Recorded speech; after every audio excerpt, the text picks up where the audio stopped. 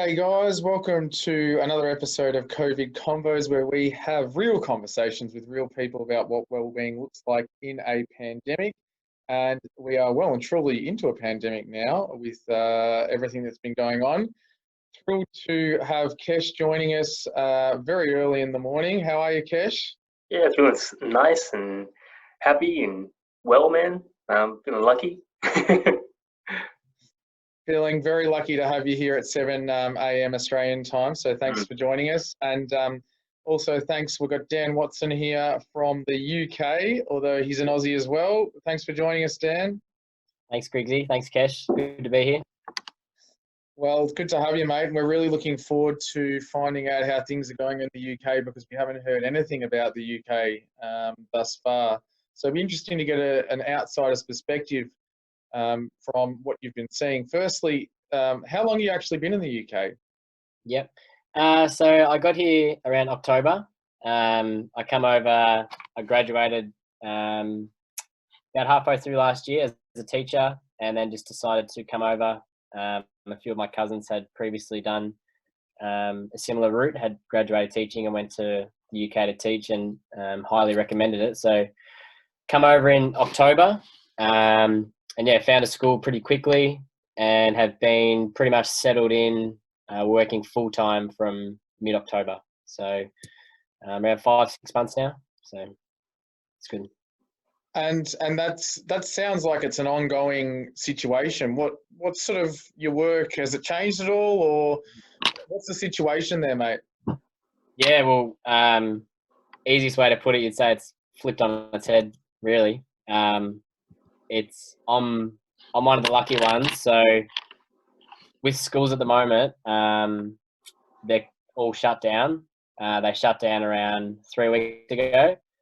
But as I said, I'm one of the lucky ones because so NHS workers, they obviously have children, and their children need to get looked after. So if your child is, if your parent is a critical carer, your child is still allowed to go to school. So I'm one of the staff members that are currently looking after those students. So today I looked after around 5 kids. Yesterday was 4. So it just kind of depends. But yeah, I'm one of the lucky ones because a lot of my friends that are casuals and come over on visas, unfortunately, the schools, there's no kids, so they can't work, and they've been let off. So yeah, who knows how long it's going to go for. This is our last week before Easter break, but they're predicting that it's going to go on for quite a while. So yeah, who knows really until it gets back to normality. So with those numbers, 4 or 5, I mean, it's obviously sustainable for the school. I was going to ask how you're dealing with the workload. It sounds like a pretty good gig, mate. But in terms of, I guess, like what your actual work looks like, is it just like a taking care of them, or is it a traditional teaching? Yeah, great question. I was not taken aback as such, but when I was offered the role, it was suggested, I was told, that it's a babysitting role essentially because you can't teach 5 kids and then not teach 15 or 20. They're disadvantaged as such. So they've all been given homework packs, the students at home. So we just do that during the day. But in reality, you can't really do that for 6 hours. So being a PE teacher, lots of PE, lots of Australian rules football. I can't say the word soccer over here, so I play their football a lot. I just try to get them outside, get them active. But yeah, what can you do really? A few movies. I'm curious because this, it's the way that you're talking about it. Speaking like you're one of the lucky ones, and what lucky means in this particular context. Because most people will consider you in a risky position, right? You're working with the kids and people that are on the front lines. So you're actually, doing us a service for being in that particular role, but you're considering it lucky because you're thinking other teachers have it worse. It's just really funny, man. Have you thought about that? Yeah, I only thought about that. Someone mentioned that over the weekend. They say because I said, "Oh, I'm lucky I still get to go to work," and they said, "What do you mean? Like, we get to work from home. You're still going out. There's a chance you could get infected or such." And I guess you do think about that, but selfishly, I think I'm just happy to be working because that means I can stay here and try live the life that I wanted to live. I kind of moved over to find myself a bit, but I come over for this experience, and I guess being able to do this and somehow contribute to the UK in terms of I get to look after their kids, so their parents get to go to work. I guess it just makes you feel fulfilled a little bit, and I'm still working, obviously, so a little win. Being positive psychologists, statements like that really excite us. And what I'm hearing in you is this mindset that is so different from a lot of people that are experiencing COVID at the moment, that are looking at it through that pessimistic lens of, everything's bad and this is bad and I've lost this and, I can't do that. My holidays, my adventure is ruined. Everything that I wanted to do can't happen. Where, you've got this completely different way of looking at things, making the most of the situation, that optimistic mindset. What can I do? How can I be a benefit? I'm just wondering, where did you pick that up? Is it something that you've always had, or is it something that you learned? Yeah, I've never really thought about it like that. It's an interesting way I've never had that put to me like that. I guess the only thing I can think of, I'd be completely lying if I said that, sometimes sometimes I feel annoyed that this has happened and I can't do this adventure or whatever, but I guess I've always had a mindset like I'm a realist. I fully understand how lucky I am. And it's not hard to remind yourself, how lucky we are if you look around the world, really. And I guess having back home a few close deaths, I guess I've always looked at life as if, I'm happy to be here. Some people aren't so lucky. Why not just get on with it? But I'm a realist and I understand that everyone's not that lucky. So I'm just happy to be here and, keep doing what I'm doing. Dan, was there a point where you considered, or is there a point where you're still considering going home? And I guess the flip side to that question, or the addition to that question is, do you find anyone at home encouraging you to, like family, for example, encouraging you to come home? Yeah, so it probably really, it's an interesting question. COVID really kind of hit the headlines, what was it, like mid-Jan briefly, and then kind of filtered through. I reckon a month ago it kind of got a little bit serious, and I think maybe 3 weeks ago the Australian government recommended people to start coming home. And I had a few friends start to leave, and then the school closure thing was rumoured, and then a few more left. And then it kind of got really serious around the 23rd of March, I think. Yeah, when Boris sat down and he had just him in a room, and he said to the UK or the world really that we're going into a complete lockdown. No one can leave their house, etc., etc. And that's when I really started thinking, am I, what am I kind of doing over here? Like, I can't really do anything. So I have had those thoughts, but as I was just explaining to Kesh's question, like I still have work and a purpose here. So I still have that kind of giving me like a bit of guidance. But if I was a few of my friends who were let off work and I was literally just here in lockdown, I think I would have headed home, because it is pretty lonely, like being so far away from home. And my family have definitely raised the question numerous times. You should probably maybe come home. But I just, I say that I haven't done anything stupid, or I'm not going out, nothing like that. So, and I am part of the NHS here, so I do have complete healthcare. But it is hard with most of my close friends being home and my family. And I think the next wave, so the lockdown was 3 weeks. The next wave of restrictions will probably determine what I'm thinking. Because if the lockdown goes for 6 to 12 months, that's a long time to be away and not doing much. But yeah, I'm just kind of playing it by ear a little bit at the moment. Yeah, I think it's. I mean, geez, if it goes 6 or 12 months, mate, I'll be right there with you, worrying about how I'm going to get through it. I think there'll be a lot of people. I mean, I lost it today. Slipped down the stairs and I absolutely lost it. Like just those little things that, straw that breaks the camel's back. And I'm sure there'll be some people out there who start to identify with what I'm saying, particularly those with kids. But it is an interesting proposition because of that uncertainty that you're talking about. I think that's a big thing.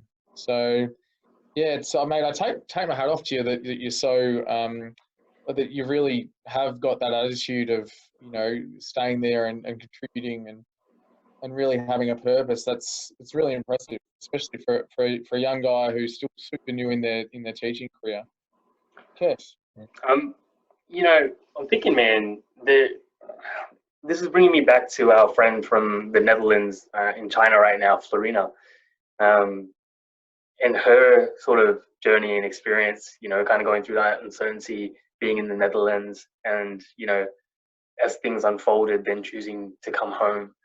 And Dan seems to be at the beginning of that arc in his story, kind of playing it by ear. Right now, things feel comfortable. But some of the things that Florina flagged was, the loneliness is real. Like there's nothing there to anchor you, right?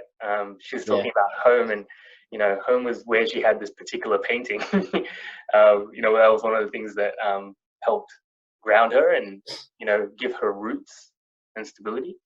Just wondering, are there things that you're doing right now that are helping you get that, or are you just kind of like coping without that at the moment? Yeah. Oh, yeah. I definitely miss it. I'm from the country, so around 3 hours south of Melbourne. So not having the freedom as such to I guess pre-lockout, like you had so much freedom in London. Like there's something on every weekend. If you asked me 6 weeks ago when I was living my best life, I'd say it right now. But post it's probably changed a bit. I guess the how I've been coping as such, like as I said before, I'd be lying if I said it was easy. It's tough. Like I'm not an inside person at all, and there's only so much stuff you can do on your computer or books and stuff. So I guess I have just started like reading, but trying to just talk to people that I haven't talked to in ages, like just people back home. Pop up in my social medias and just see, how they're going or, what's news. Just trying to do things that get your mind ticking over. The weekend was probably the first time where I felt really lonely because, as I said before, I'm lucky I'm still going to work. I get a note to say I'm allowed to go to work. And on the weekend, I was obviously locked in the whole time. And by Sunday, I was, I was wandering around thinking, how am I going to do this much longer? So I think I will have to come up with some different, activities or something. I know exercise is a great one, and I'm big on that. But you can only do that once a day at the moment. So yeah, we'll see. We've got a friend of ours, Megan, and she's living alone at the moment, and Australia is about to enter lockdown. So this has been something that's really front of her mind, especially because her topic of interest is belonging and how important belonging is for well-being. So she's about to put together, I think, some resources and tools and tips for people that are alone during COVID, but things like maintaining some kind of physical activity, being mindful and present, creating social connections in different ways, which are in some ways you're starting to, feel into all of those spaces. Yeah. Yeah. But it's definitely a hard question. She even thought about going and living in a share house during COVID. She was like, I might get more infected, but at least I'll be around other people. Yeah, true. It is important though. Like when you're in lockout, you realize how much you socially interact with people, and how good is it for your mental health. I know, it's everyone always says just ask your mate how they're going, say hi or how are you, or are you okay? Sorry. Yeah, and you really feel that in something like this, it really sticks out. So it's important. So, Dan, I was just a couple of things there, just to make sure. One, are you living alone at the moment? Nah, I'm living in a share house with 3 others, luckily.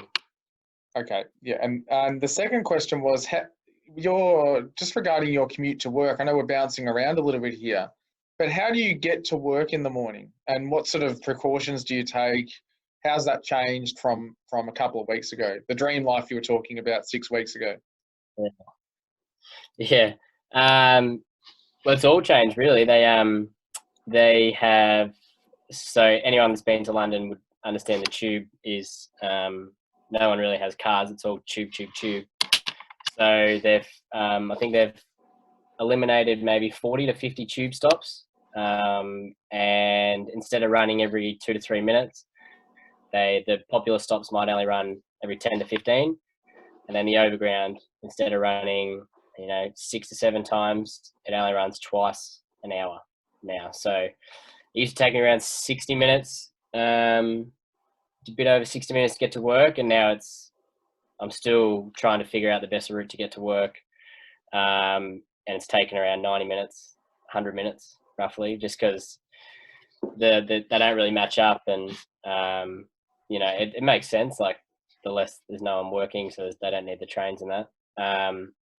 Precautions as such, yeah, it's funny. Like the tube is notoriously jam packed, like sardines, and now I've got photos on my phone of just clear aisles, and no one sits next to each other anymore. There's 2 to 3 seats between every person. Everyone has masks on and gloves. If you cough on the tube, if you have something in your throat, you hold it in for dear life. Otherwise, you are in serious trouble. I'm talking, get off this tube. So, I just get my water if I'm going to cough and try to get it. You don't want to cough. So, but I don't know. It's people are scared, and it makes sense, and it's a real thing, so it makes sense. I'm curious, Dan, because even in Australia where things are more lax, like I go outside, go for a walk, and there's like neighbors around and stuff. We'll say hi to each other and smile. Closer communities will stop and have a chat, but for the most part, people kind of just mind their own business. There's a little bit of distance. Is that the same on the tube? Do people chat with each other, or is it just? Yeah. The best of times in London, no, they don't, and now, no, not a chance. Yeah. But the reason I'm half worried about Australia, just because I feel like we were like that a month ago. We were kind of lucky daisy and still doing things, and then all of a sudden, like today in the UK, you probably wouldn't have heard, Kesh, but we lost 560 people in the last 24 hours. So it's probably our darkest. It was definitely our darkest period so far. And a month ago, the pubs are still open. 2 weeks ago. So it doesn't take long to switch. And when I look back home and I saw those photos of people on the beach and people in the parks and that, and I look back to when a month ago I thought, oh well, we were doing that. And the most frustrating thing is that we had a little bit of warning from other countries, but you can't say that Australia hasn't had any warning now. Yeah, we've just gone through it. So I really hope that it doesn't happen, but fingers crossed people are taking it serious. Yep. Yeah, I think you're not alone with that, Dan. I'm glad actually to hear it from another Aussie who's out of the country, because it's certainly been playing on my mind. I've just been hoping that the spread of Australia compared to many European cities will help reduce that the transmission, the speed of transmission. But let's keep our fingers crossed, eh? I was going to say, is there anything, just sort of conscious of time here, is there anything that we haven't spoken about yet that you maybe wanted to touch on, or any interesting observations you've had that we haven't yet discovered? Geez, sorry, mate. I just pretty much said my my point I was trying to make throughout to finish was I just really hope that people back home understand what it's like here, because obviously, but I've never seen anything like it, and to the extent where people are generally,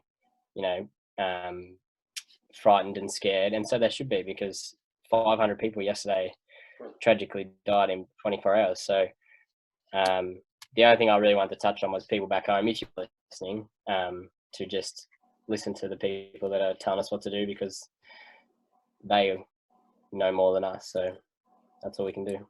Yeah. I just want to pick up on that really quickly, man, because you're right. Human beings are terrible at understanding things that aren't, immediate cause and effect, or, linear relationships. So the fact that pandemics like COVID-19 spread exponentially, our brains are really bad at understanding what that means, right? When something like doubles every day. So you get, nothing happening for a while. It's the same thing with compound interest, right? Like nothing happens for a while, but by the time you're like 30, suddenly you've got millions of dollars and you have no idea where that came from, right? It's the same thing. Like nothing happens for a while, and then all of a sudden you get this massive spike, and everyone's like, "Well, I did not expect that to happen." But that's because our brains are super bad at processing that, right? We're very good at picking out, okay, we did this and this happened. We did this and this happened. But when you do this and like that happens, right? There's immediate spike. Our brains are very bad at processing it. That's why it's more important than ever to really listen to professionals and people in the know. But I don't want to spend a lot of time on this, but you're in the UK right now with Boris Johnson. We're in Australia right now with Scott Morrison.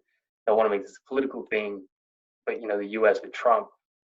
In these particular governments, in these particular places, our feelings of trust with the government have been slowly decreasing, right? We've across the globe, our faith in professionals and institutions is the lowest that it's ever been, right? Which makes it a really scary time, I think. So I'm really grateful for your advice, because we can definitely see the wave coming. We can't ignore it, but it doesn't seem like Australia is taking it seriously enough. Yeah.